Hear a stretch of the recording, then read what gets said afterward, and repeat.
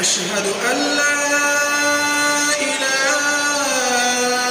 إلا الله. أشهد أن لا إله إلا الله. أشهد أن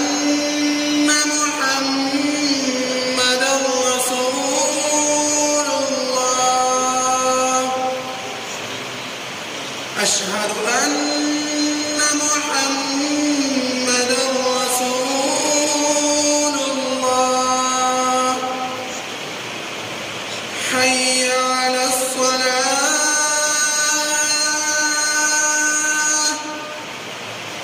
حي على الصلاة.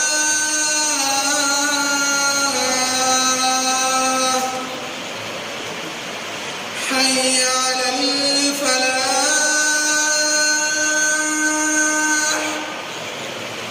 حي على الفلاح.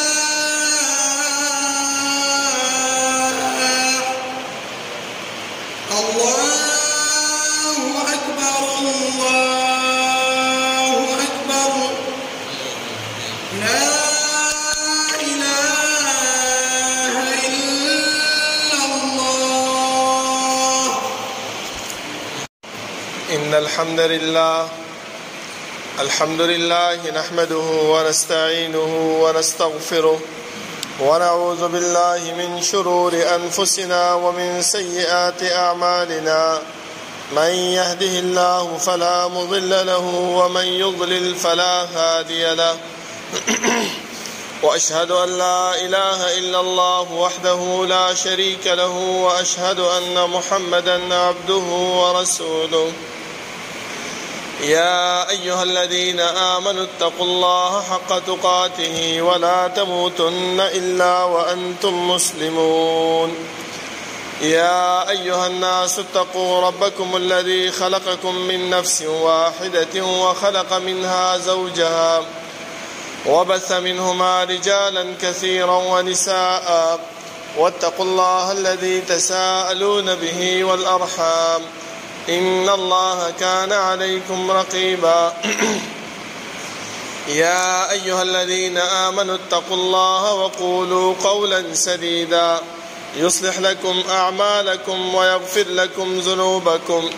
ومن يطع الله ورسوله فقد فاز فوزا عظيما. أما بعد فإن خير الحديث كتاب الله وخير الهدي هدي محمد صلى الله عليه وسلم وشر الأمور محدثاتها وكل محدثة بدعة وكل بدعة ضلالة وكل ضلالة في النار.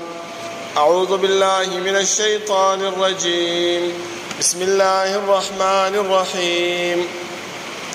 قاف والقرآن المجيد بل عجبوا أن جاءهم منذر منهم فقال الكافرون هذا شيء عجيب أإذا متنا وكنا ترابا ذلك رجع بعيد قد علمنا ما تنقص الأرض منهم وعندنا كتاب حفيظ بل كذبوا بالحق لما جاءهم فهم في أمر مريج أفلم ينظروا إلى السماء فوقهم كيف بنيناها وزيناها وما لها من فروج والأرض مددناها وألقينا فيها رواسي وأنبتنا فيها من كل زوج بهيج تبصرة وذكرى لكل عبد منيب ونزلنا من السماء ماء مباركا فأنبتنا به جنات وحب الحصيد والنخل باسقات لها طلع نضيد رزقا للعباد وأحيينا به بلدة ميتا كذلك الخروج كذبت قبلهم قوم نوح وأصحاب الرس وثمود وعاد وفرعون وإخوان لوط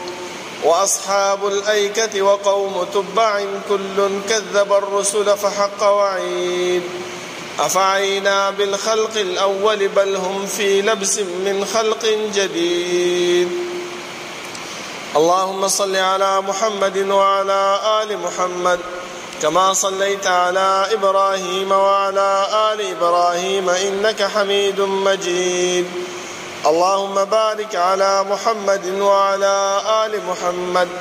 كما باركت على إبراهيم وعلى آل إبراهيم إنك حميد مجيد. بسم الله الرحمن الرحيم. من عمل صالحا من ذكر أو أنثى وهو مؤمن فلنحيينه حياة طيبة ولنجزينهم أجرهم بأحسن ما كانوا يعملون. وقال سبحانه وتعالى: شهر رمضان الذي أنزل فيه القرآن هدى للناس وبينات من الهدى والفرقان. دا الله رب العالمين احکم الحاکمین، د ټولو بادشاہانو بادشاہ، د ټولو زبردست هغه رب العالمین چې تمام کائنات خالق او مالک دی، هغه الله چې تمام کائنات متصرف او منتظم دی، هغه رب العالمین چې د هغې په صفاتو کې یو صفت فعال لما یرید دی. رب العالمین چې څه کوي، څه وخت چې کوي، څرنګ چې کوي، چا سره چې کوي، کولی شي د الله رب العالمین نه څوک تپوس نشي کولی، او نه الله رب العالمین د خپل عاقبت او د انجام نه ویریږي. ځکه رب العالمین فرمایي چې ولا يخاف عقباها، الله رب العالمین د خپل انجام او د عاقبت نه ویریږي. خدا مکلف مخلوقات چې هر څومره دي، خو هغه انبیا دي او که امت دی، خو هغه باچاهان دي او که رعیه ده، خو هغه مالدار دي او که غریب دی، د هر یو فرد نه به الله رب العالمین تپوس کوي. زما محترمو، د انسان په ذهن کې دا خبره راځي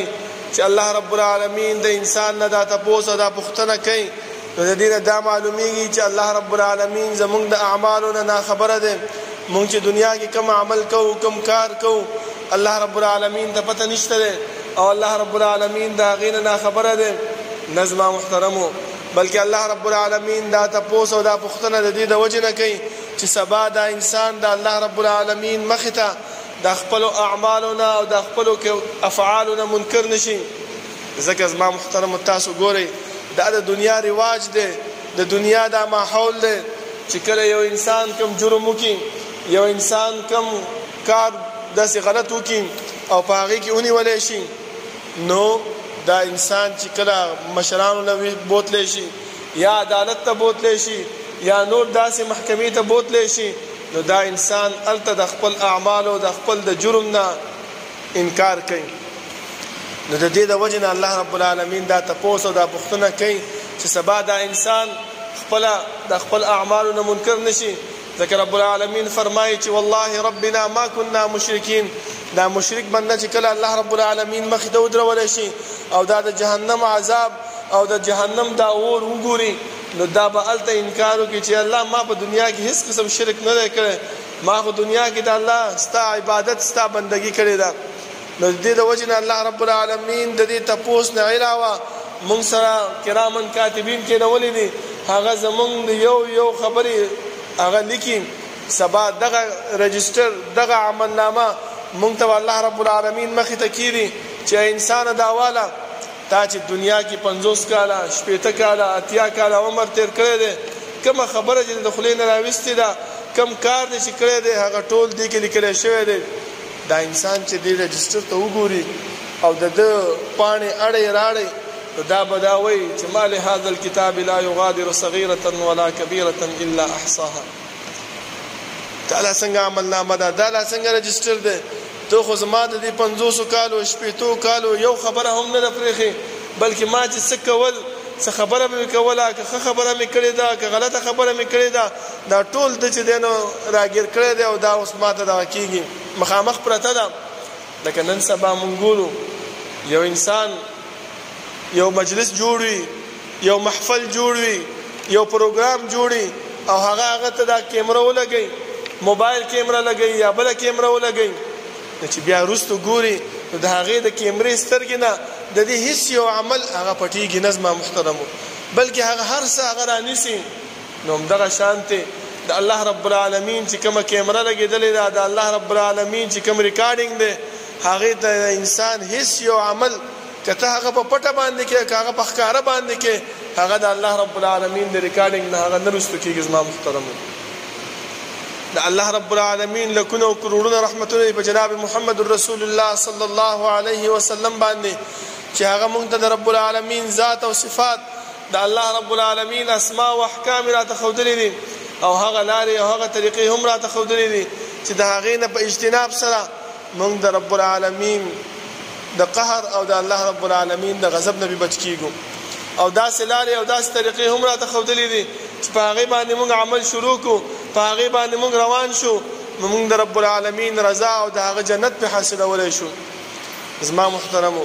الله رب العالمین چې موږ پیدا کړي یو نو زموږ د پیدایش مقصد هغه مهمل او بیکاره نه دی بلکې الله رب العالمین موږ د خپل د بندګۍ دپاره خپل د عبادت دپاره پیدا کړي یو موږ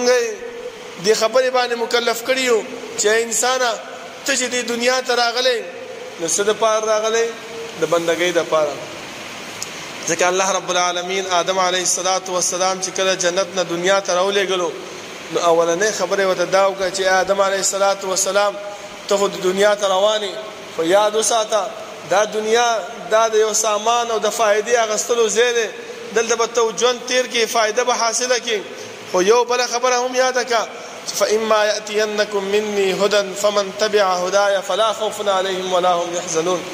زما طرف نه بتا ته یو استاد راځي یو قائد برازي یو رهنما برازي هغه بتا ته د دې ژوند تیرولو د کامیابی د لار به تخی د فلاح لار به تخی د نجات لار به تخی کته هغه لار خپل کړله او هغه پسې روان شي نو فلا خوف علیهم نو په قبر کې چې کله ته د دنیا نه رخصتېږي تا چې د قبر کې د تیاره کې خوستلی شي د تنګ ځای کې تا چې کې خوستولی شي نو په دې کې به په دغه وخت کې به تا باندې مسیره نه وي ته به ښه مطمئن چې یاره ما دنیا کې داسې اعمال کړي دي چې زه مطمئن یم په دې باندې ولا هم يحزنون او چې د قیامت په ورځ باندې ته چې راپاڅولی چې د دې قبر نه د دې امتحاني مرکز نه نو ته باندې بس غمجن نه ځکه رسول الله صلی الله علیه وسلم فرمایي یو ورځ د قیامت تذکره وکړله او دا یې ویلې چې انسانان به د قبر نه بربند ناسنته ابلغ پې باندې به راپاڅولی شي زمونږ مور بیبي عایشه صدیقه رضی الله عنها دا وفرمایل چې د الله رسوله دا خو به ډېر د شرمناکه ورځي چې یو انسان به بل انسان ته ګوري ځکه انسان به ناسنته وي بربند به وي ابلغ پې به وي هغه ورته وویلې چې د صدیق لورې دا داسې ورځ ده چې په دې کې انسان خپل اعمالو ته به ګوري چې یاره زه داسې اعمال ما ته میلاو چې زه په هغې باندې بچ شمه زه نن کامیابي حاصله کړم زه نن نجات حاصله کړم نو په دغه وخت کې په دغه انسان باندې بس غم نه زما محترمو د دې د وجې نه الله رب العالمین چې کم استاد کم قائد مونږ ته رالیږلی دی هغه هم مونږ ته دغه خبره کړې ده هم په دې خبره باندې مونږ روان کړي یو دا یې راته ویلي دي چې ته ګورې زما په لار باندې روان شو زما د عمل دی وکړو ما چې کوم دین راوړی دی ما چې کوم شریعت راوړی دی په هغه لار باندې روان شوې نو انشاءالله دغه کامیابي به ته حاصله کړي اوس انسان چې په دې دنیا کې ژوند تېروي نو د هغې دغه سوچي چې یاره زه دا عمل کومه ایا که چېرته الله رب العالمین سبا د قیامت په ورځ باندې ما ته دا وویلې چې انسانه زه ستا یو عمل مې نه دی قبول کړی هباء منصوره دی زه نو بیا به څه کوو بیا الله ته څوک داسې ویلی شي چې الله ولې الله ته څوک ویلی شي هېڅکله نه شي ویلی زما محترمو نو هر انسان سره دغه سوچ دغه فکر یي چې یاره زما دا عمل دا الله رب العالمین په نیز باندې قبول شي ځکه تاسو وګورئ دغه د روجې عمل دی مونږ باندې چا څه ټوپک نه دی ایښی په سر باندې نه راته چا سر ته کوتک نه دی نیولی چې ته به خامخا روجه نیسې بلکې مونږ دا روجه څه دپاره نیسو د الله رب العالمین د یرې نه د الله رب العالمین د خوشنودۍ د حاصلولو دپاره چې د قیامت په ورځ باندې سبا زه د جهنم د اور نه بچ شمه دا زمونږ په زړونو کې شته دی ځکه مونږ دا روجه نیسو زما محترمو نو زه تاسو ته داسې یو اعمال ښیمه چې په هغې باندې مونږ دا امید باندې یو په دې خبره باندې مطمئن یو چې یاره زمونږ دا اعمال الله رب العالمین قبلی دا د قبولیت په لار باندې روان دي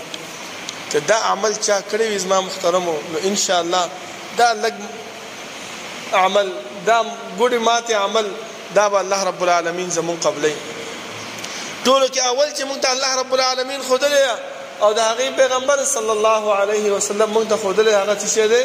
هغه دغه خبره ده چې انسان به په الله رب العالمین باندې به ایمان راوړي ایمان کامل به راوړي نو هله به الله رب العالمین د دې د اعمال قبلې چې کله انسان عمل ایمان نه راوړي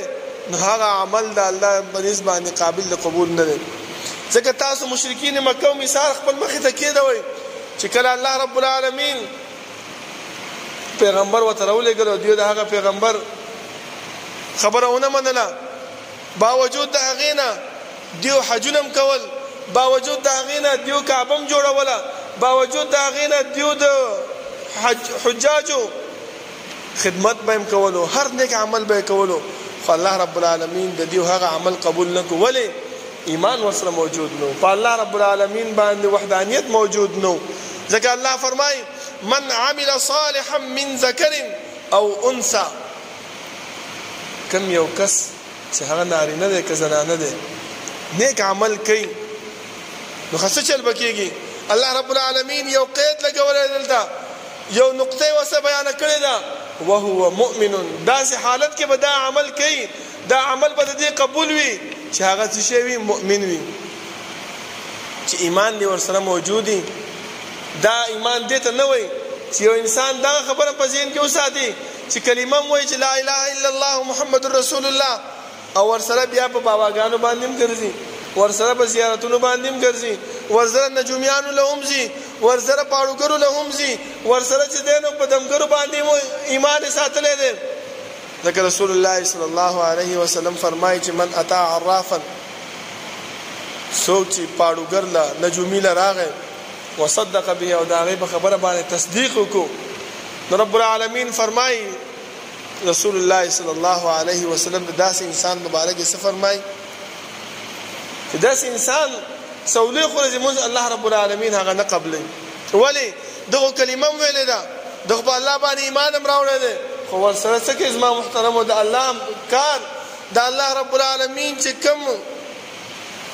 حکم دی د الله رب العالمین چې کوم صفت دی هغه د انسانانو له ورکړلو نو دې د وجه نه چې الله رب العالمین فرمایي چې نیک عمل کوي نیک عمل سره سره وهو مؤمن نو هغه ایمان راوړی فلنحيينه حیاتا طیبه نو په دنیا کې یو اجر ورکوي الله رب العالمین یو نعمت الله رب العالمین دې انسان په دنیا کې ورکوي چې هغه څه شی دی فلنحيينه حیاتا طیبه د داسې انسان ژوند به زه ښایسته وګرځوم بل ځای کې الله رب العالمین د دې عکس موږ ته ښیي ومن اعرض عن ذکری فإن له معیشة ضنکا یو انسان داسې دی چې هغه ایمان هم راوړی دی خو د الله رب العالمین دپاره تابعداري نه کوي باباګانو له ځي نجومیانو له ځي مونځ نه راځي د قرآن تلاوت نه کوي روجې نه نیسي تاسو داسې خلک وګورئ په دې دنیا کې موجود دي خامخا داسې وایي یاره نن مې دا ژوند ډېر تنګ دی دا ورځ را باندې نه تېرېږي څه چل وکړم تاسو کتلی دی که نه خامخا دغه خبره کوي ولې هغه دا دی چې الله فرمایي چې ومن اعرض عن ذکري فإن له معیشة ضنکا څوک چې زما د قرآن نه زما د عبادت نه زما د بندګۍ نه مخ اړوي نو داسې انسان دپاره زه څه کومه ژوند مې راتنګ کړی دی وله ونحشره یوم القیامة اعما دا د دنیا عذاب خو دا دی چې دنیا پې تنګه ده او آخرت کې دا به ړوند را پاسوم دا به تپوس کوي چې الله لم حشرتني اعما زه دې ړوند ولې را پاسولم الله به ورته وایي کذلک اتتک آیاتنا فنسیتها وکذلک اليوم تنسى دنیا کې زما قرآن راغلی و زما احادیث د پیغمبر احادیث راغلی و تا په هغې کې چون چرا کوله تا په هغې کې تعویلونه کول تا په هغې کې ځان نه خبرې جوړولې او زه دې هیر کړی وم نو نن ما ته څه کړې هیر مې کړلې بل ځکه الله رب العالمین فرمایي چې ومن اراد الاخرة وسعى لها سعيها وهو مؤمن ګوره کم سړی د آخرت دپاره کوشش کوي د کم سړي په ذهن کې دا خبره موجودي چې یاره زه دا عمل کومه دا په ځان باندې تکلیف مشقت برداشت کومه آیا دا مشقت به زما الله رب العالمین قبول کړي او که نه قبلې خو په کوم شرط باندې؟ په دې شرط باندې چې ته څوک ایمان دې راوړې. حدیث کې راځي یو صحابي راغی رسول الله صلی الله علیه وسلم ته فرمایي چې الله رسوله ما ته یو خبر راکا چې ما کم کارونه په جاهلیت کې کړی دي، لکه صدقې مې ورکړې دي، نفلونه مې کړی دي، حجونه مې کړی دي، صله رحمیانې مې پاللې دي، ایا د هغې اجر به ما ته ملاویږي؟ نو رسول الله صلی الله علیه وسلم فرمایي چې آیا تا اسلام په هغه اعمالو سره راوړی که د هغې نه بهر دی راوړی دی؟ مطلب د دې دا شو چې هغه اعمال دې لاړل ختم شو، چې اوس د ایمان راوړو. نو د ایمان د راوړو نه وروستو چې کوم عمل کې هغه څه شی دی قابل د قبول دی. ځکه بل صحابي راغی او ورته وویل چې د الله رسوله زه اول جهاد له لاړ شم که اول ایمان راوړم؟ پیغمبر ورته وویل چې اول ایمان راوړه. چې ایمان یې راوړه او جهاد ته لاړو او شهید شو، نو رسول الله صلی الله علیه وسلم فرمایل چې عمل قلیلا و اجر کثیرا، عمل لږ کو خو اجر ډیر زیات حاصل کو، جنتونه د رب العالمین حاصل کړ. نو بنیادی مقصد، بنیادی شی زما محترم زمونږ د اعمال د قبلېدو دپاره هغه څه شی دی؟ هغه الله رب العالمین باندې ایمان راوړل دی. دویم چې کوم انسان دا غواړي چې په دې روژې میاشت کې زما اعمال الله رب العالمین قبول کړي، نو هغه ته پکار دی چې په خپل زړه کې اخلاص پیدا کړي. دا چې کومه روژه موږ نیسو، دا قرآن کریم تلاوت کوو، دې جمعې مانځه موږ وختي راځو، دا عبادتونه کوو، دا ذکر اذکار کوو، نو زموږ په زړه کې دا خبره موجودي چې یاره دا ټول زه چې کوم نو الله رب العالمین د رضا دپاره، د الله رب العالمین د خوشنودۍ د حاصلولو دپاره، چې الله رب العالمین زما نه راضي شي. د زړه کې د اخلاص پکار دی. ځکه رسول الله صلی الله علیه وسلم فرمایي من صام رمضان ایمانا واحتسابا غفر له ما تقدم من ذنبه. یو انسان د رمضان روژې نیسي په دې نیت باندې چې الله رب العالمین به ماله د دې اجر راکړي او د دې ثواب به ماله امید د الله رب العالمین نه ساتمه، نو الله فرمایي ما د دې مخکیني ټول ګناهونه معاف کړم. خو چې یو انسان د دې د وجې نه روژه نیسي چې یاره چم ګاونډ کې ټولو روژه نیولې نه راسه تم روژه ونیسه، اوس که خوراک کوم نو هغه سړی به هم راپسې خبرې کوي، دا سړی به هم راپسې خبرې کوي، دلته بل سړی به هم راپسې خبرې کوي. نو چې د انسان په زړه کې دغه خبرې، نو الله رب العالمین د دې انسان دا روژه نه قبلوي. ځکه رسول الله صلی الله علیه وسلم فرمایي چې فلیس لله حاجه فی ان یدع طعامه و شرابه. د الله رب العالمین د پاره څه ضرورت نشته چې دا انسان خوراک او اسخاک پرېږدي. بل دا چې یو انسان داسې دی چې د روژې په میاشت کې راځي بد رد وایي، کنځل کوي، د خولې نه هغه خبرې راوباسي چې هغه دې ته مناسب نه دي، نو داسې انسان دپاره هم الله رب العالمین او پیغمبر فرمایي چې د ده دا اولګه او تنده د ده داسې فایده نه ورکوي. زما محترمو، ځکه تاسو یو سوچ وکئ، یو ذهن کې دا خبره راولئ چې انسان په دې روژه کې خوراک بندوي، اسخاک بندوي، د څه د وجې نه؟ دا حلال دی او که حرام دی؟ حلال دی که نه؟ مونږ بند کړی دی په ځان باندې، حلال شی مونږ ولې په ځان باندې بندو؟ الله رب العالمین مونږ ته فرمایي چې حلال شی وخورئ، او مونږ په دې روژه کې په ځان باندې دغه حلال شی د سهار نه تر ماښام پورې بند کړی دی. ولې؟ د دې د وجې نه چې د الله حکم دی راته، د دې د وجې نه چې پیغمبر راته ویلي دي چې دا کار به نه کوئ. او یو انسان باوجود د رمضان په میاشت کې راپاڅېږي او هغه حرام شی نه چې پیغمبر مونږ ته حرام کړی دی، الله رب العالمین حرام کړی دی، چې غیبت دی، بهتان دی، چا سره کینه ساتل دی، چا پسې خبرې کول دی، چا ته بد رد ویل دی، چا ته کنځل کول دی، د چا عزت لوټ کول دی، دا مونږ ته الله رب العالمین په مونږ باندې حرام کړی دی. اوس مونږ څه کوو؟ مونږ هغه حلال شی نه په ځان بند کړه، خو چې دا کوم حرام مونږ ته پیغمبر ویلي چې دا بند کړئ، دغه مونږ په ځان باندې څه کوو؟ هغه حلال کړی، هغه کې لګیا یو. پیغمبر فرمایي چې الله رب العالمین وایي فلیس لله حاجه فی ان یدع طعامه و شرابه. دا الله رب العالمین د څه پروا نشته که دا لږه تیری په ځان باندې او که تنده تیری په ځان باندې. د دې د وجې نه زما محترمو، کم کار چې کوو، کم فعل چې کوو، زړه کې به دا خبره ساتو چې دا خالص د الله رب العالمین د رضا دپاره کومه، چې الله رب العالمین ماله په دې باندې اجر راکړي او ثواب راکړي. نو الله به الله رب العالمین زمونږ دا عمل قبلوي. هغه د بني اسرائیلو غټ حدیث دی، اوږد حدیث دی، چې 3 کسان به الله رب العالمین د قیامت په ورځ باندې راولي او په هغې باندې به د جهنم دا اور بلی. یو هغه عالم چې علم کړی وي او الله رب العالمین ولا علم ورکړی وي هغه راوستی چې ورته وایي چې انسانه تعالی ما علم درکړی تعالی ما پوهه درکړې په قرآن او حدیث باندې تا څه کړي دي هغه وایي چې الله ما ستا داسې مدرسه نه ده پرېښې داسې ځای مې نه و پرېښې چې ستا علم مې ورته رسولی غرونه دي او که دشتې دي او که هر ځای دی زه تللی یم هلته مې ستا دین رسولی دی الله به وایي ټیک ده دا خبره دې صحیح ده خو تا دې دپاره کړی چې تا د خلک څه وایي چې مفتي صاحب دی تا دې دپاره کړی چې خلک تا ته وایي چې مشر عالم صاحب دی ډېر لوی پوهه ورسره ده داسې دی چې بس خبره تپوس دې کوي او سمدستي جواب درکوي دا شی تا ته په دنیا کې ویلی شوی دی ما سره ستا هېڅ هم نشته فرشتو ته به حکم وکړي چې دا پړ مخې جهنم ته راکاږئ یو سخي به راوستی شي چې الله رب العالمین ډېر مال ورکړی دی ډېره پیسې ورکړی دی ډېر دولت یې ورکړی دی او دا هر وخت کې چې دی نو سخاوت کوي قیامت پر ورځ چې الله رب العالمین مخې ته ودرېږي الله به ورته وایي چې ښه ما تا له مال درکړی او دولت مې درکړی او تا څه وکړو هغه به وایي چې الله داسې مدرسه نه وه چې ما په هغې کې د طالبانو دپاره مې پیسې نه وي ورکړې داسې جومات نه و چې په هغې کې مې چنده نه ده ورکړې داسې غریبانان نه و چې د هغې کور ته مې راشن نه و لېږلی داسې ځای نه و چې په هلته به د نیکۍ کار کېدو ما هلته پیسې نه دي ورکړې الله رب العالمین وایي چې او ټیک ده تا ورکړې دي خو تا دې دپاره ورکړې چې خلک تا ته څه ووایي چېرې ډېر سخي سړی دی بس سم داسې دی نو چې پیسې ورسره ده او خرڅ کوي او لګوي یې ولې زړه کې د الله یره نه وه زړه کې دا نه و چې الله رب العالمین زما په دې وجه باندې زما عمل قبول کړي الله به فرشتو ته امر وکړي چې دا هم پړ مخې جهنم ته راکاږي بل مجاهد دی زما محترمه چې مجاهد هم راوستی شي او الله به دې تپوس وکړي چې تا له ما باډي درکړې وه تا له ما ځواني درکړې وه تا له ما تنه درکړې وه ښایسته تا په هغې څه وکړه هغه به وایي چې الله داسې یو ځای مې نه و پرېښی چې هلته کافر و ما هلته جنګ نه دی کړی الله به وایي ټیک ده کړی دی خو تا دې دپاره کړی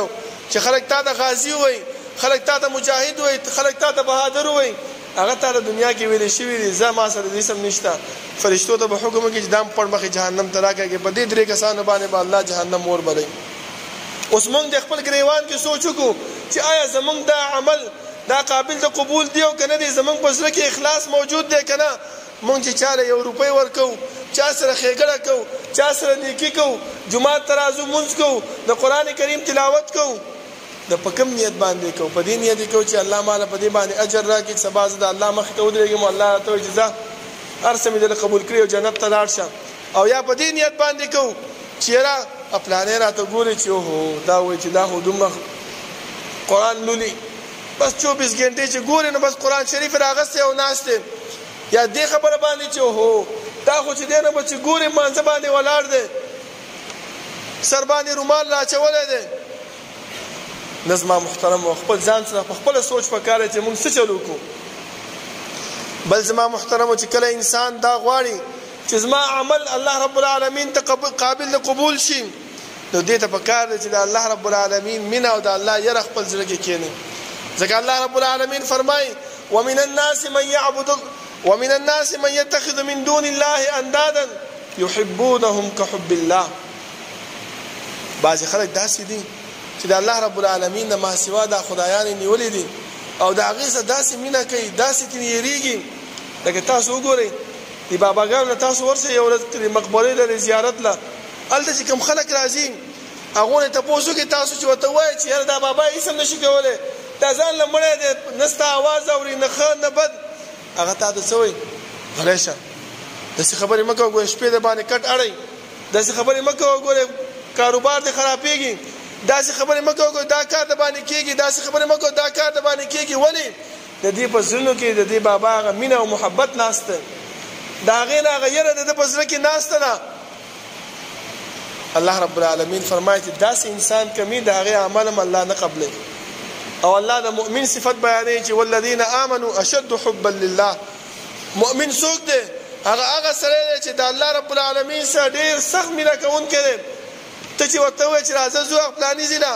د مونځ ټایم دی پرېږده دا مونځ او وایي چې نه الله رب العالمین عبادت اول ضروري دی ولې هغه مینه او محبت ناست دی دنیا ماحول دی ما محترم تاسو وګورئ یو انسان چې چا سره مینه کوي بل کس راپاڅېږي او ده ته ووایي چې یاره پلانې هلک چې دی یا پلانې زنانه چې کوم ده هغه داسې ده هغه داسې ده د هغه کې چې دی نو دا خوبي ده دا بد کار دی پکې دا بد عمل دی پکې داسې دی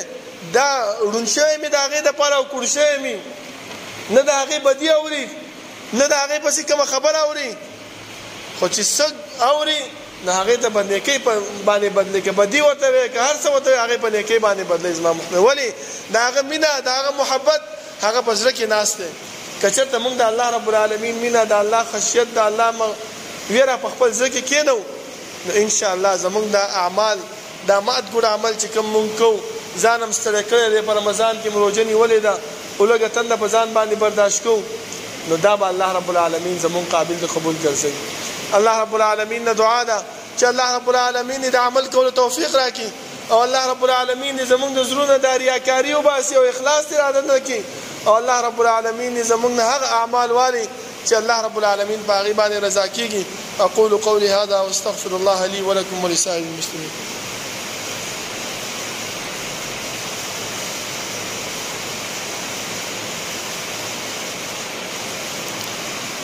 إن الحمد لله نحمده ونستعينه ونستغفره ونعوذ بالله من شرور أنفسنا ومن سيئات أعمالنا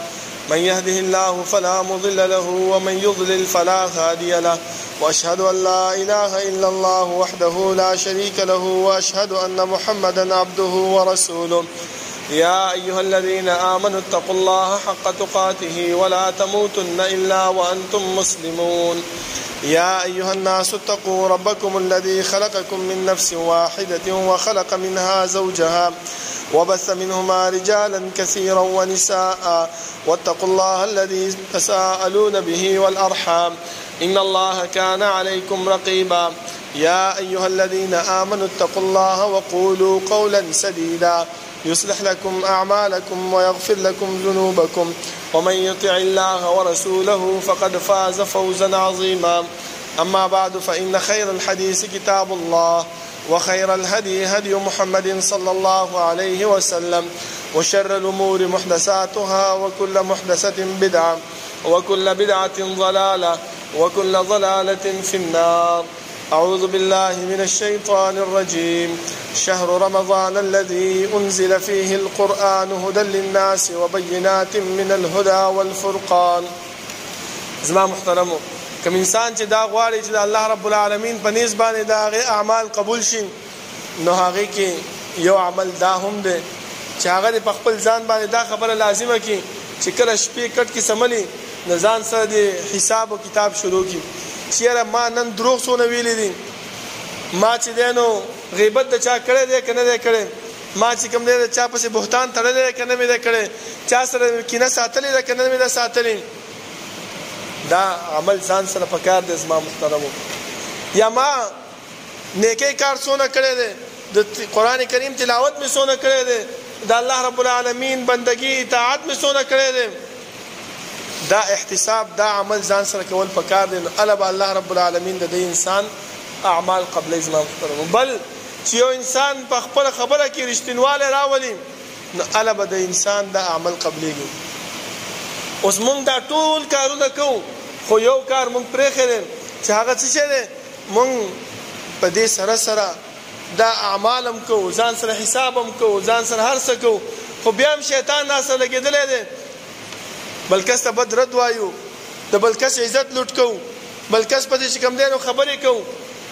دا یو حدیث ته بیانوم چې رسول الله صلی الله علیه وسلم د خپل صحابو نه تپوس وکړو چې زما صحابه تاسو کې غریب سړی څوک دی نو خامخا زموږ په زړونو کې دغه خبره راځي چې غریب څوک دی چې چا سره پیسې نه یا غریب دی نو هغه مته چې من لا درهم له ولا دینار چې پیغمبره غریب هغه دی چې هغه سره پیسې نه وي نو رسول الله صلی الله علیه وسلم چې غریب هغه سره نه دی بلکې غریب هغه دی چې قیامت په ورځ باندې د الله رب العالمین مخې ته راشي او ډېر نیکیانې راوړي د قرآن کریم تلاوت ډېر کړی منځونه یې کړي ذکر اذکار یې کړي الله نه دعاګانې غوښتي ښه نیک اعمال یې راوړي وي خو ورسره دا دی چې یو کس د لار رواني هسې هغه له څپېړه ورکړي بل کس روان هغه ته هسې بد رد وایي کنځل ورته وکړي بل په لار باندې روان د هغې عزت پسې خبرې کوي بیا ناست په محفل کې بل یو ملګري پسې چې دی نو بدې خبرې کوي چې دا داسې دی دا هغسې دی دا کار کړی ملګري کې دا خوا دی دا دې خوا دی دغه خبرې کوي د پیغمبر فرمای دغه انسان غریب دی. ولی الله رب العالمین به وایي چې د نیک اعمال راوالی چې چا پسې خبرې کوي د هغې په تله کې واچوئ چې واچئ تر دې پورې چې د بد عمل دا جاری او د نیک عمل ختم شي. فرشتي به تپوس کوي چې ای الله د نیک عمل خو ختم شو، اوس څه چل ورسره وکړو؟ و چې چا پسې خبرې کوي د هغې بد عمل راوالی او د په تله کې وغورځوئ. دنیا کې موږ ځان ستړی کړو، 40 کاله 50 کاله عبادتونه مو کړل، روجې مو نیولې، قرآن کریم تلاوت مو وکړو، خو ورسره دغه کارونه هم کوو. نن سبا خو موږ هغه ګپ شپ زموږ څه شی تا پسې خبرې کوه، ما پسې خبرې کوه، بل پسې خبرې کوه، دا زموږ ګپ شپ دی. زما محترم، دا زموږ عمل بربادوي، زموږ عمل ختموي. نو چې ختم شي بیا به څه وکړو؟ الله به وایي چې اوس یې پر مخې جهنم ته راوغورځوو. د دې نه زما محترمو ځان وساتئ. اوس به څه شی کوو په دې رمضان کې چې زموږ دا بیړه پار شي، موږ چې دی نو کامیاب شو؟ ټولو کې اول موږ ته پیغمبر فرمایي چې د فرضي منځونو اهتمام پکار دی، ورسره د قرآن کریم تلاوت پکار دی. چې قرآن کریم الله رب العالمین فرمایي چې د رسول الله صلی الله علیه وسلم د ابن عباس رضی الله عنه په حدیث سره فرمایي چې یو حرف د قرآن کریم په لوستلو سره الله 10 اجر ورکوي. زه دا نه یم چې الف لام میم حرف ولکن الف حرف ولام حرف ومیم حرف. وایي زه دا نه یم چې الف لام میم یو حرف دی، بلکې الف ځان له حرف دی، لام ځان له حرف دی، میم ځان له حرف دی. نو دا چې یو انسان وایي نو هغه 10 نیکیانې حاصل کړي. نو چې یو انسان یو صفحه وایي، یو انسان نیمه صفحه وایي، یو انسان روغه سپاره وایي د ورځې، نو هغه ته به الله څونه اجر ورکوي. د قیامت د هغه سختۍ نه به انشاءالله موږ بیا بچ کېږو، خو ځان د دې بدو اعمالو نه به ځان ساتل پکار دی. او یو غوره عمل چې هغه پیغمبر صلی الله علیه وسلم به هغه په دې روزي په میاشت کې زیات کول، او هغه څه شی دی؟ هغه صدقه ورکول دي، هغه د الله رب العالمین په لار کې خیرات ورکول دي، چا له پیسې ورکول دي، چا سره نیکی کول دي، چا سره ښېګړه کول دي. ځکه رسول الله صلی الله علیه وسلم احادیث دی، هغه فرمایي صحابه وایي چې رسول الله صلی الله علیه کان اجود فی رمضان. رسول الله صلی الله علیه وسلم به صدقې ورکول، خیرات به ورکول، خو د رمضان میاشت به چې راغله په دې کې به داسې یو لکه یو هوا چې راځي دومره خیرات ورکوونکي او دومره صدقې ورکوونکي به و. د دې د وجې نه زما محترمو، زه د الجامعة الاثریه چې تاسو ټول پیژنئ، شیخ عبدالعزیز نورستاني حفظه الله د هغې جامعه ده، زه د هغې زوی خبرې کوم تاسو مخې ته. زمونږ د جامعې نه 2 کسان راغلي دي او د دروازه باندې به ولاړئ. نو انشاءالله ستاسو چې څه وسه کېږي په دې رمضان په میاشت کې د رسول الله صلی الله علیه وسلم د هغه حدیث مصداق وګرځېږئ چې هغه فرمایي چې د رمضان په میاشت کې به هغه ډېر زیات صدقه او خیرات ورکولو. نو انشاءالله تاسو هم په هغې باندې عمل وکئ، ځکه دا نن ورځ ستاسو د جومات د چندې، ستاسو د جومات کې د کار، د بجلۍ، د پکې، د نور د ضروریاتو ورځ وه، خو موږ رالو. نو دا ستاسو به ډېره ښېګړه چې تاسو موږ خالي وانهستوئ او زموږ سره نیکي وکئ، زموږ سره د دې کار خیر کې حصه واخلئ. نو انشاءالله د دې اجر طلب موږ نشو درکولی، د دې اجر طلب به تاسو ته څوک درکوي؟ الله رب العالمین به درکوي. انشاءالله تاسو ته امید دی زمونږ او د الله رب العالمین زمونږ دا امید دی چې الله رب العالمین به ستاسو په زړونو کې دا خبره واچوي. الله رب العالمین دې د عمل کولو توفیق راکړي، او الله رب العالمین زمونږ نه هغه اعمال والي چې سبا موږ د الله رب العالمین مخې ته سرخورو ودرېږو، او الله رب العالمین چې موږ نه تپوس کوي چې انسان دا کار دې کړی، ولې دې کړی؟ نو موږ به وایو چې الله تا قرآن را لېږلی، تا پیغمبر را لېږلی، هغه موږ ته دا بیان کړي دي. نو الله به راته وایي چې دا اوس ما قبول کړی دی او جنت ته لاړ شي. الله رب العالمین د هغه کسانو نه موږ وګرځوي. أقول قولي هذا واستغفر الله لي ولكم ولسائر المسلمين. ربنا لا تزغ قلوبنا بعد إذ هديتنا وهب لنا من لدنك رحمة إنك أنت الوهاب. ربنا اغفر لنا ولإخواننا الذين سبقونا بالإيمان ولا تجعل في قلوبنا غلا للذين آمنوا ربنا إنك رؤوف رحيم. ربنا لا تؤاخذنا إن نسينا أو أخطأنا ربنا ولا تحمل علينا إصرا كما حملته على الذين من قبلنا ربنا ولا تحملنا ما لا طاقة لنا به واعف عنا واغفر لنا وارحمنا أنت مولانا فانصرنا على القوم الكافرين. صفونا برابر كي نزدين